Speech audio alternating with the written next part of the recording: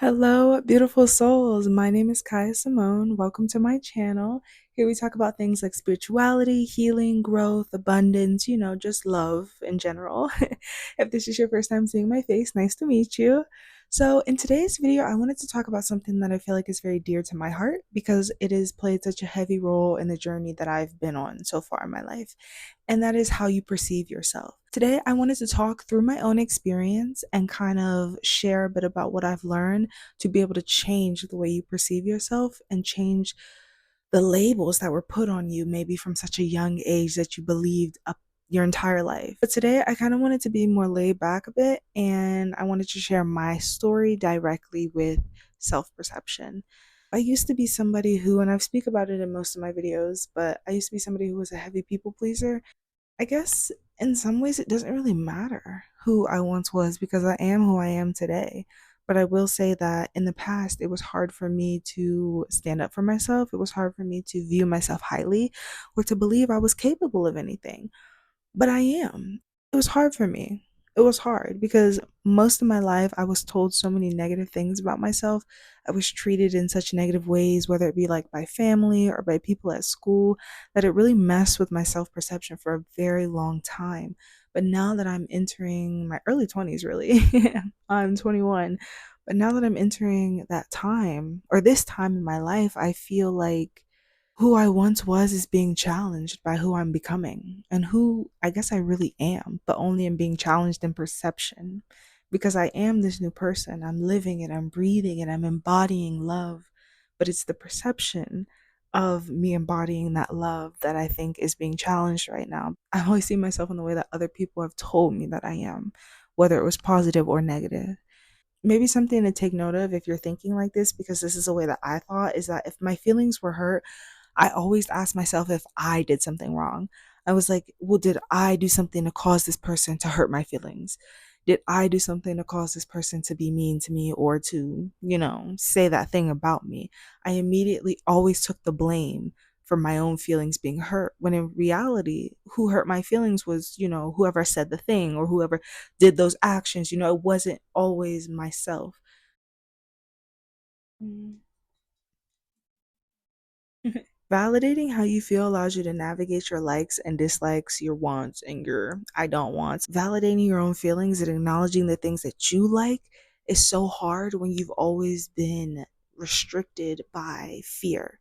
Because fear is in control when you're not actually doing the things that you want to do, or when you're not actually living the life or expressing yourself in the way that you want to express yourself. You're not moving by what your heart wants to do, you're moving by what causes the smallest reaction from others. What doesn't make me stand out as much? What doesn't cause as much fear in my body? And that's no way to live. And that is because other people, at least in my own experience, had judged me so heavily.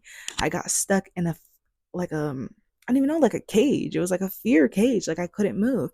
Whatever I did, I was fearful that I would get some adverse reaction or I get called something or I get, and so, being able to validate how you feel and understanding how you feel, listening to your opinions and to your likes and your wants and things will allow you to override what other people say. You can start fact checking with your own heart, with your own mind. You can be like, okay, well, that person said that thing, but I actually like to do it. Or and I'm using very like simple terms like, activities or things to wear, or stuff like that. Like, oh, I want to do this thing, but I'm fearful that these people are going to say something. Like, it's not going to matter anymore because you're going to be like, no, I'm not living by fear. I'm living by love. My heart says, I want to try this thing. I want to do this new thing. So I'm going to do it. And it's just that simple. It becomes very quick the more that you validate how you actually feel, because then it weakens how other people's opinions on you make you feel. So yeah, that's something that I've learned in my experience, and it takes a while. It really does. It takes a while, and it's almost like, which I guess leads me into my next point, is taking a risk on self-expression. Taking a risk, because it's so, again, like I was saying, when you're in this like cage of fear, you don't want to step out because you don't want to cause you don't want to be seen, really. You don't want to express yourself who you are because you don't want to be seen. But when you step out and you start to like explore how you actually feel and explore what you actually want to do with your life, it is a risk. When you've never done it before, you don't know what to expect. But the more that you take risks on like take a risk on expressing yourself or showing up as yourself, you're going to realize that it's actually way less fearful than you think. And it's actually far more comfortable to be in that self expressive state than to be in a state of fear and not doing what you want to do because of the fear of others.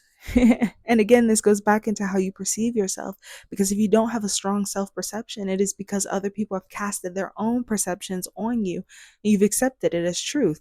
And there's no judgment with that, there's nothing wrong with that, but you want to live by your own merits, you want to live by your own heart, and you want to live by what you see your life being, you know? So, taking risks on self expression after you're able to validate your feelings, in my opinion, for what it's done for me, it has strengthened um, my self image and my belief in myself. It has strengthened who I am as a person by validating how I feel and being navigated by my heart. So, any decision that my heart wants to make, it's validated, it's supported, it's loved. It's like reparenting yourself, really. Like kids want to be supported, they want to be loved when they're young, they want to make decisions, show up however they are, and they still want to be loved by their parents because they should be. And that's essentially what you're doing with yourself when you're changing your ability to perceive yourself or changing it out of a negative light that other people have casted on you.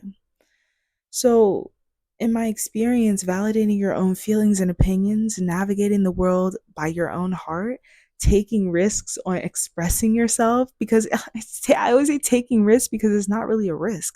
Expressing yourself is something beautiful, and the more you do it, the more free you become. And the free state of being becomes far more comfortable than the fearful one. The only reason people don't stand in the free state of being is because so many people are in fear that they don't know that there's another way to live, that they don't know there's another way to see themselves. So many people are chained by their insecurities, caged by fear, and it doesn't have to be that way. A lot of people just don't understand that you can experience it a different way.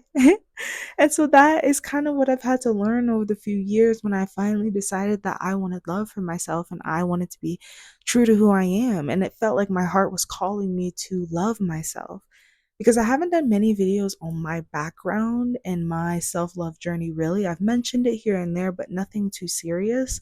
But if, like, I may do a video because I feel like I've come so far in who I am and how I've seen myself, that me even sitting here today talking about self perception is just such a beautiful thing within itself. But those are things that helped me trust yourself and trust your voice, validate your opinions and validate your wants and your needs.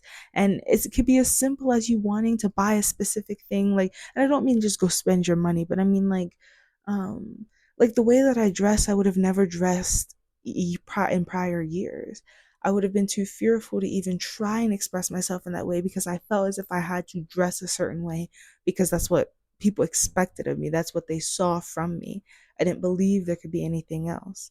So, really validating and being open with what your heart wants, trusting that, and moving through the world with your heart is something that has helped me change the way that I perceive myself way beyond anything I could have ever guessed. Like, I never would have guessed that, like, making the decisions that I did a couple of years ago would have led me down such a path of love.